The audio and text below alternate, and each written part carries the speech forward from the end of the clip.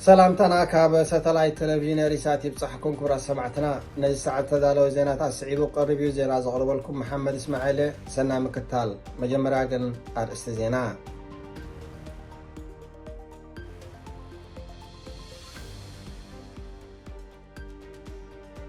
إرترا سراويتا آمرت إثيوبيا كم زي لنسمع سلام بريتوريا عنقف كم زي تحسبن قليزا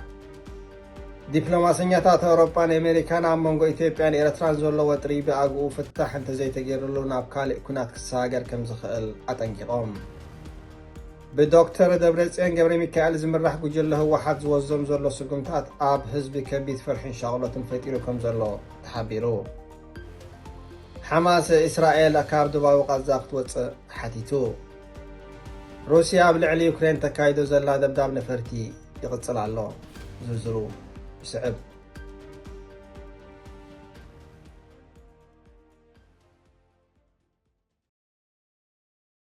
ኤርትራ ሰራዊታ ኣብ መሬት ኢትዮጵያ ከም ዘየለን ስምምዕ ሰላም ፕሪቶሪያ ክትዕንቅፍ ከም ዘይተሓስብን ገሊጻ ዝርዝሩ ወኪል ኤሪሳት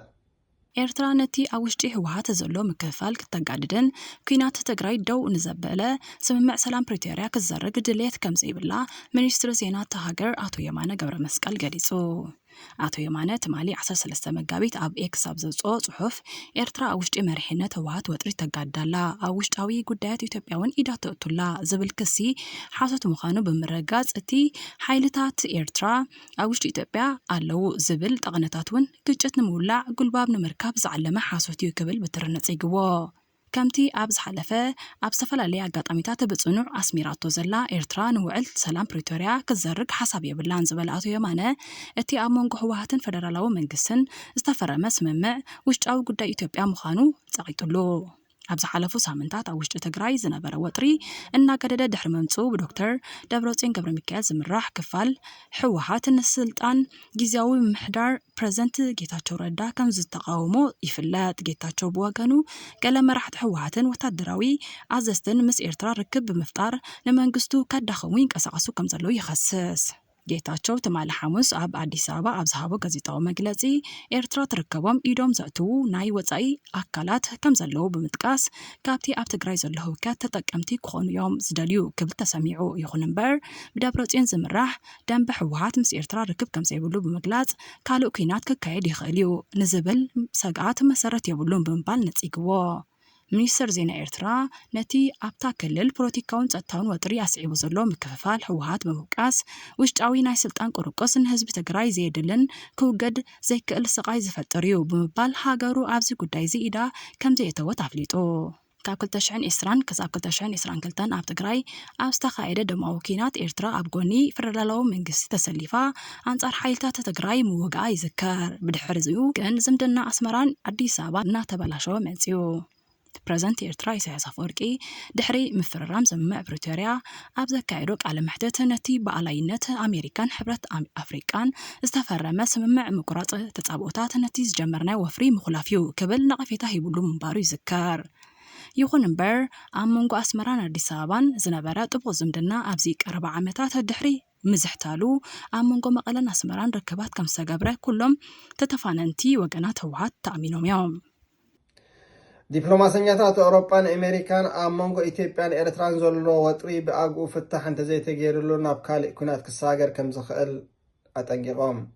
ዝርዝሩ ወኪል ኤሪሳት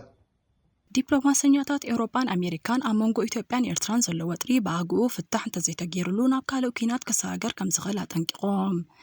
ኣብ ትሕቲ ምምሕዳር ባይደን ምክትል ፍሉይ ልኡኽ ቀርኒ ኣፍሪቃ ነበር ፔይተን ኖፕፈንን ፍሉይ ወኪል ሕብረት ኤውሮጳ ኣብ ምብራቕ ኣፍሪቃ ነበር ናይ ሕጂ ፕሬዝደንት ማእከል መጽናዕቲ ቀይሕ ባሕርን ኣሌክሳንደር ሮንደስን ነዚ መጠንቀቕታ እዚ ዝሃቡ ኣብ መጽሔት ፎሬን ፖሊሲ ኣብ ዘውጽዎ ጽሑፍ እዩ ንሳቶም ነዚ መጠንቀቕታት ዘቕረቡ ብምኽንያት ዝኽሪ ካልኣይ ዓመት ናይቲ ኢትዮጵያን ትግራይን ኩናት ትግራይ ንምቁራጽ ኣብ ሕዳር 2022 ኣብ ደቡብ ኣፍሪቃ ዝኸተመሞ ስምምዕ ሰላም ፕሪቶሪያ እዩ التسممع مقراص تغسي مستفرمة نويح كيسانها عمونغو اتي بدكتور دبرتين قبل ميكاز مراح دنبه وهاتن برزنت جيزيو محدر كيتاتشو ردان استفترة متفنان ان عموغو ممصوي فلات اما جمرتان عايزي سومونزي كيتاتشو من محدارين موداغ مس محور دبرتين تحبابيرون نزبالهم سلسة جنرالات هوهات كابسرحهم كإلا يوم أزازي فلات كيتاتشو تمالي حمس أبزهابو قازيطاو مقلتي قالو تادراوان بوليتيكاون ما راحتي تقراي مس هزبي إرترا ركب كم زلوهم تحرم مخصاصو دما أسمرا عبتي زكايد زلو ناي سلطان قرقص إيد كيهلوا ترطارتات فاتيرو الله እቶም ክልተ ዲፕሎማሰኛታት ኤርትራ ዋላ እኳ ኣብ ኩናት ትግራይ ተራን ተሃለዋ ፈራሚት ሰላም ስምምዕ ፕሪቶሪያ ከም ዘይነበረት ብምምልካት ካብ ሽዑ ጀሚሩ ኣብ መንጎ ኣዲስ ኣበባን ኣስመራን ዘሎ ዘይምትእማን እናዓመቆ ምኻዱ ዘኪሮም ኤርትራ ኢትዮጵያ ነቲ ስምምዕ ጥሒሳ ንዝተፈላለዩ ኤርትራውያን ተቃወምቲ ጉጅለታት ትድግፍ ከም ዘላ ከም ተኸሰሱን ጠቂሶም እዚ ከምዚ ኢሉ እንከሎ ኤርትራ ኣብዚ ቀረባ እዋን ኢትዮጵያ ኣብ ደገ ቀይሕ ባሕሪ ንምርካብ እትገብሮ ዘላ ድፊት ወደባት ዓሰብን ምጽዋዕን ንምቁፅጻር ዝግበር ፈተነዩ ከም እትብሎ ገሊጾም እቲ ብወገን ኤርትራን ኢትዮጵያን ዝግበር ናይ ቃላት ምልውዋጥን ምድላዋት ኩናትን ኣብ መንጎአን ኩናት ከይለዓል ከም ዝኽእል ዘመልክት ምዃኑ ዝሓበሩ እቶም ዲፕሎማሰኛታት ግጭት እንተደኣ ተፈጢሩ ንቐርኒ ኣፍሪካ ጥራይ ዘይኮነስ ነቲ ብስትራቴጂካዊ ኣገባብ ኣገዳሲ ዝኾነ ዞባ ቀይሕ ባሕሪ እውን ክርብሽ ከም ዝኽእል ኣሚቶም እዚ ዞባ እዚ ንሃገራት ወሽመጥ ዓረብን ምዕራባውያን ሓይልታትን ዓብዪ ቁጠባውን ፀጥታውን ረብሓታት ከም ዝህብ ይፍለጥ ዲፕሎማሰኛታት ሮብ ፈንን ሮንዶስን ኢትዮጵያን ኤርትራን ኣብ ናይ ምግጫው መስርሕ ከም ዘለዋ ብምዝኻር እቲ ኣብ ትግራይ እናገደደ ዝኸይድ ዘሎ ፖለቲካውን ፀጥታውን ወጥሪ ዘፍዐ ግጭት ከበግስ ከም ዝኽእል ስጋቶም ገሊጾም ኣብ መወዳእታ ከዓ እቶም ዲፕሎማሰኛታት እዚ ሕጂ ዝረአ ዘሎ ኩነታት ብፍላይ ኣብ ጎረባብቲ ሃገራት ሱዳን ሶማልን የመንን ብሓፈሻ ከዓ ኣብ ቀርኒ ኣፍሪቃን ዞባ ቀይሕ ባሕርን ሓደጋ ዘምፅእ ምዃኑ ፈሊጦም ፍሉያት ልኡኻት ቀርኒ ኣፍሪቃ ኣሜሪካን ኤውሮፓን ከምኡውን ኣብ ዞባ ረብሓ ዘለወን ሃገራት ወሽመጥ ዓረብን ኣሜሪካን ጣልቃ ብምእታው እቲ ግጭት ቅድሚ ምጅማሩ ዘወግዳሉ መቀዲ ክደልያ ፀዊዖም ብዶክተር ደብረጽዮን ገብረ ሚካኤል ዝምራሕ ጉጅለ ህወሓት ዝወስዶም ዘሎ ስጉምታት ኣብ ህዝቢ ከቢድ ፍርሕን ሸቕሎትን ፈጢሩ ከም ዘሎ ተሓቢሩ بدكتور دبرتين قبل مكاز مرح كفال حوات مالي 13 مقابيت 2025 ኣብ ከተማ መቐለን ሬድዮ ኤፍኤም 104.4 ቤት ጽሕፈት ከንቲባ መቐለን ድሕሪ ምቆጻሩ ኣብ ህዝቢ ከቢድ ሸቕሎትን ፍርሕን ኣስፊኑ ከም ዝርከብ ነበርትታ ከተማ ገሊጾም ኣብ ትግራይ ብሓፈሻ ብፍላይ ድማ ኣብ መቐለ ዓዲግራትን ካልኦት ከተማታትን ዝረአ ዘሎ ዘይምርግጋእ ስእነት ፀጥታን ድሕነትን ንህዝቢ ኣብ ከቢድ ሸቕሎት ኣጥሒልዎ ብምህላው ኣብ ባንክታት ዝተቐመጠ ገንዘብ ኣብ ምውፃእ ተቐማጢ ቀለብ ኣብ ምግዛእን ዝግበር ዘሎ ሸበድበድ ኣብ ዝተሓሳስብ ደረጃ በፂሑ ከም ዝርከብ እቶም ነበርቲ ሓቢሮም ኣብ ትግራይ ኣቶ ጌታቸው ረዳ ትማሊ ካብ ኣዲስ ኣበባ ጋዜጣዊ መግለፂ ድሕሪ ምሃቡ እቲ ኩነታት ኣብ ትግራይ ኣዝዩ ኣሻቓሊ ኮይኑ ከም ዝርከብ ዝተፈላለዩ ፀብፀባት የገንዝቡ ፕሬዝዳንት ጊዜያዊ ምሕዳር ትግራይ ኣቶ ጌታቸው ረዳ መንግስቲ ፌደራል ኣብቲ ዝካየድ ዘሎ ኩነታት ትግራይ ስጉምቲ ክወስድ እምበር ጣልቃ ከኣቱ ወግዓዊ ፃውዒት ኣያቕረብኩን ድሕሪ ምባሉን ምትእትታውን ምልፋንን ኤርትራ ምስ ሓደ ወገን ህወሓት ከም ዘሎ ድሕሪ ምግላጹን ህዝቢ ዝሕዞን ዝጭብጦን ጠፊዎ ንመኖም ከም ዝኣምን ጨኒቕዎ ይርከብ ክልቲኦም ወገናት ህወሓት ዝፈጠርዎ ፖለቲካዊ ፍደሊ ገዚፍ ፀጥታዊ ሃጓፍ ከፊቱ ከም ዘሎ ተቃወምቲ ውድባት ትግራይ ኣብ ምግላጽ ይርከቡ ኣብ ትግራይ ዘሎ ፖለቲካዊ ሃሁ ነታ ክልልን ንኢትዮጵያ ብዓባያን ንዝኸፋ ሓደጋ ከቃልዕ ከም ዝኽእል ተንተንቲ የጠንቅቑ ኣለዉ حماس إسرائيل كاب دواء قزاخت وص حاتيتو زوزرو وكيل أريسا حماس حيلتات إسرائيل كابتي أب دوب جبتن قازان زركب استراتيجيكاوي كبابي فيلادلفي كوريدور كسحبو حاتيتو سبب سلطان حماس إسرائيل نتي استسمعتلو ناي جزي قدب زي مخبرة نتي عرقي زدخمن نتي نام نباري سلام زوسد تبقصوز عن كفن مخانو قديصوم እቲ ብግብፅን ቀጠርን ብደገፍ ኣሜሪካ ዝተዳለወ ተኽሲ ደው ናይ ምባል ስምምዕ ብ19 ጥሪ 2025 ዝጀመረ ኮይኑ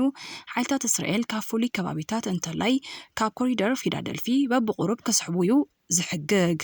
እስራኤል ኣብ መበል 50 መዓልቲ ናይ ተስምምዕ ምውፃእ ከዛዘም ተፅቢት ተገይሩሉ ከም ዝነበረ ሓማስ ይገልጽ እቲ ናይ ግዜ ደረት ግን ብዘይ ስጉምቲ ሓሊፉሎ ከም ግብረ መልሲ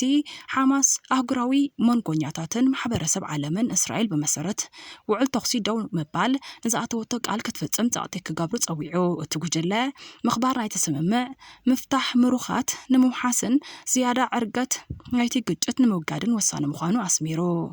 እዚ ከምዚ ኢሉ እንከሎ ኣብ መንጎ ሓማስን እስራኤልን ካልኣይ ምዕራፍ ስምምዕ ምቁራጽ ተኽሲ ንምግባር ዝዓለመ ዘይቀታዊ ዝርርብ ኣብ ዶሓ ቀጠር ይቕጽል ኣሎ ይኹን እምበር ኣብ ቀዳማይ ምዕራፍ ዘይተፈትሑ ጉዳያት ብፍላይ ድማ እስራኤል ካብ ደቡባዊ ቃዛ ዘይምውፃእ ኣብ ከስጋስ ትግባረ ናይቲ ስምምዕ ዓብዪ ዕንቅፋት ኮይኖም ይቕጽሉ ኣለዉ